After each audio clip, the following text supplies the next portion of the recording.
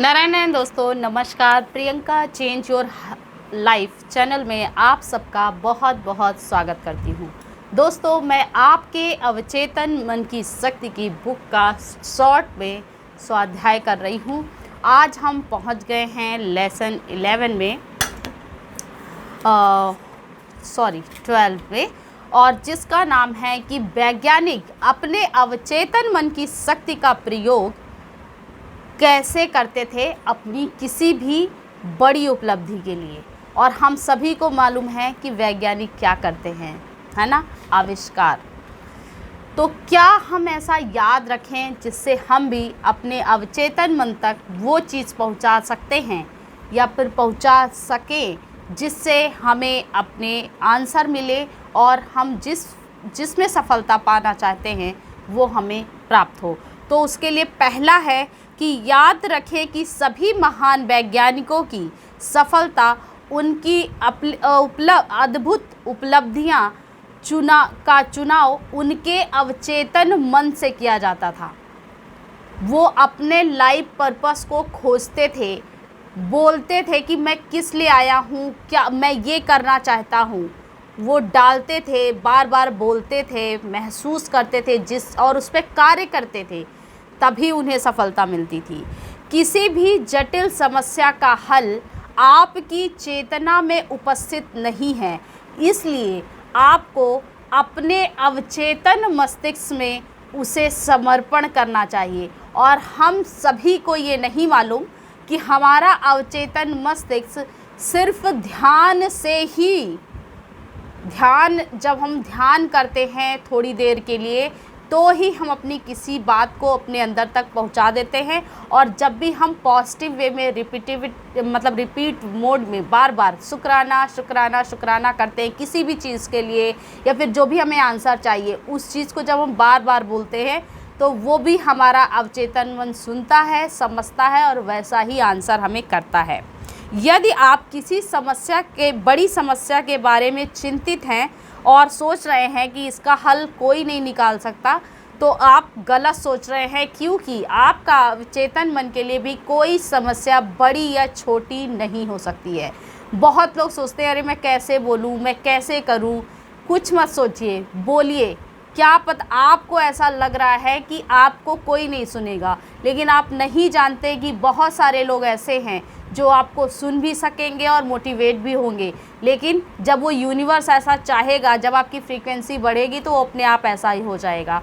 तो आप सिर्फ अपने कार्य करने पे ध्यान दीजिए, रिज़ल्ट पे ध्यान बिल्कुल मत दीजिए। जब आप सोचते हैं, और कभी कभी तो ऐसा होता है कि आपको आपकी किसी भी समस्या का या फिर कोई भी आंसर आपको रातों रात मिल सकता है, लेकिन उसके लिए आपको अपने अवचेतन मन में सही से याचना करनी चाहिए। अपने अवचेतन मन से सही से प्रार्थना करनी चाहिए। अब जैसे कि आप स्वस्थ तो होना चाहते हैं किसी भी चीज़ में कि मैं स्वस्थ हो जाऊं, बट आप बार बार उस बीमारी के बारे में देख रहे हैं, पढ़ रहे हैं और सोच रहे हैं। जब भी आप बैठे तो आपका यही वो हो रहा है कि अरे यार ये सब स्वस्थ है, मैं इतना बीमार क्यों हूँ, मैं ये नहीं कर पा रहा, मैं वो नहीं कर पा रहा। और जब आप लेटने जाते हैं, जब आप थोड़ा सा उस पर बैठते हैं, तो आप कहते हैं मैं पूर्ण रूप से स्वस्थ हूँ, स्वस्थ हूँ, स्वस्थ हूँ। वो आपने 3 बार स्वस्थ हूँ बोला, और पूरा दिन क्या बोला? पूरे दिन तो आपने गलत याचना और गलत चेतना से वो कार्य किया ना। तो आपका अवचेतन मन बिल्कुल सही रिजल्ट नहीं निकालेगा। वो ऐसी चीज़ आपके सामने बिल्कुल नहीं लाने देगा जिससे आप स्वस्थ हो जाएं। तो अगर आप चाहते हैं कि आप स्वस्थ हो जाएं, तो फिर पूरे दिन आपको उसी फ्रीक्वेंसी पे रहना है कि मैं स्वस्थ हूँ, और अगर मैं स्वस्थ होता तो मैं कैसे करता, उस तरह से आपको कार्य भी करना होगा। इस बात पर विश्वास करें कि आपके पास ही जवाब है। जवाब पाने की खुशी का आनंद लें। अगर आप इस पर विश्वास करें, जैसे आप चाह रहे हैं कि मैं स्वस्थ हूँ या फिर मेरी जॉब लग गई है, तो आपको उस पर विश्वास करना होगा और उसी तरह से खुश भी होना होगा जैसे वाकई में वो कार्य हो गया है। अब आप तभी तो वाइब्रेशन पैदा होगी ना, जब आप पॉजिटिव रहेंगे, पॉजिटिव सोचेंगे, और तभी वह आपके अवचेतन मन तक जाएगा। आप हर चीज़ ऐसे सोच रहे हैं, बस मतलब एक आप सोच रहे हैं कि मैं जाऊं, मुझे जॉब में जाना भी ना पड़े और एक बधी सैलरी भी आपके पास आ जाए, आपको कोई एक्शन ना लेना पड़े, कोई कार्य ना करना पड़े और आपकी अच्छी जॉब भी चलती रहे, ऐसा कभी नहीं हो सकता है, कभी भी नहीं हो सकता है। जब भी आप कोई चीज़ चाहते हैं तो उसके लिए एक्शन लेना बहुत ज़रूरी होता है। कोई भी मानसिक छवि जिसके पीछे विश्वास और दृढ़ता हो, वह आपके अवचेतन मन की अद्भुत कार्य शैली पर खरा उतरता है। और विश्वास रखिए कि आप अपनी शक्ति पर विश्वास रखेंगे तो आपकी प्रार्थना ज़रूर पूरी होगी और चमत्कार लाएगी। आपका अवचेतन मस्तिष्क यादों का भंडार होता है कि बचपन से आपने क्या किया, आपकी उम्र कितनी हो गई, 80-80 साल के लोग हो जाते हैं और बचपन की बातें याद करते हैं, दूसरों को सुनाते रहते, पता है मैंने ये किया, मैं इतने खेत जोत देता था, मैं इतना बोझ उठा लेता था, अरे हम तो इतनी दूर से पानी लाया करते थे, तुम लोग क्या कर रहे हो। और जब उनको कोई अच्छी बात सिखाई जाए, अच्छी बात बताई जाए या फिर अच्छी बात करने को कही जाए, बोलने को कही जाए या फिर सोचने को कही जाए, तो उनके मुंह से सिर्फ क्या निकलेगा, मुझे तो याद ही नहीं रहता, मुझे तो याद ही नहीं रहता।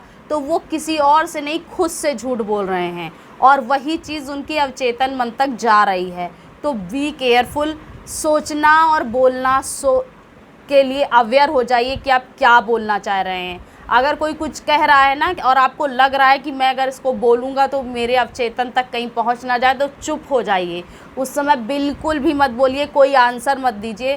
सामने वाला बस इतना सोचेगा ना कि मैं बोलती हूँ, इसके पास रिप्लाई नहीं होता, मैं बोलता हूँ, इसने ये रिप्लाई नहीं कर रहा है, और वो कुछ नहीं सोचेगा आपके बारे में। और हर इंसान की सोच के पीछे आप जाएंगे तो आप कुछ कहीं नहीं पहुँचेंगे, इसलिए उसके पीछे तो बिल्कुल पड़िए मत। वैज्ञानिक जो प्राचीन लिखावटों, मंदिरों, अवशेषों इत्यादि पर अपना ध्यान केंद्रित कर रहे हैं, वो अतीत के दृश्य हैं और पुनर्निर्माण कर सकते हैं। तो उसके लिए भी अपनी अवचेतन शक्ति उसका मदद लीजिए। देखिए, पहले अब हम लोग त्राटक करने के लिए दिया जलाते हैं, पहले दिया जल रहा होता था, कैंडल होता था ना ऐसे करके, जो कहीं पे चिमनी ऐसे रख दी जाती थी और हर कोई भी लेटा हुआ इंसान कभी कभी उसको देखा करता था। मैंने भी कई बार ऐसा किया है कि जब भी मैं गांव जाती थी तो मुझे याद है कि कहीं भी वो छोटी सी चिमनी रख दी जाती थी, जब सब सोने जाते थे तो कहीं एक जगह उजाला कर दिया जाता था ताकि दिखता रहे लोगों को। तो मैं कितनी देर तक उसको एकटक देखती थी, मुझे पता भी नहीं है कि उसको एकटक देख के मैं कितना बड़ा फ़ायदा ले रही थी कि मैं कहीं ना कहीं अपने इंट्यूशन पावर को बढ़ा रही थी। और ऐसा हो जाता है कि मैं कभी कभी ऐसा हो जाता है कि अगर कोई हाथ में कुछ पकड़ ले और मतलब इंटेंसली ना हूँ मैं, और अचानक से वो बोले कि ये किस कलर की चीज़ मैंने इसमें पकड़ रखी है, कोई कलर बताओ, तो मैं सही ही आंसर देती हूँ। कई बार मैंने अपने आप को टेस्ट किया है कि वो आंसर मेरा सही होता है। कोई सामने वाला इंसान अगर कहता है मुझसे कि नहीं नहीं ऐसा नहीं है, हमने ऐसा नहीं किया या फिर वो नहीं, तो मैं समझ जाती हूँ कि पक्का झूठ बोल रहा है, मेरा इंट्यूशन थोड़ा सा है। तो वो कहीं ना कहीं हम इन सब चीज़ों, जो पुरानी पद्धतियां हैं, उनका प्रयोग करके हम अपने अवचेतन मन को और अच्छा ओपन कर सकते हैं और अच्छे रिज़ल्ट पा सकते हैं। सोने से पहले अपने जवाब पर यकीन, याचना, अपने जवाब के लिए याचना अपने अवचेतन मस्तिष्क के करें और विश्वास रखें कि जो कुछ जवाब मिलेगा वह आपके लिए अच्छा ही होगा।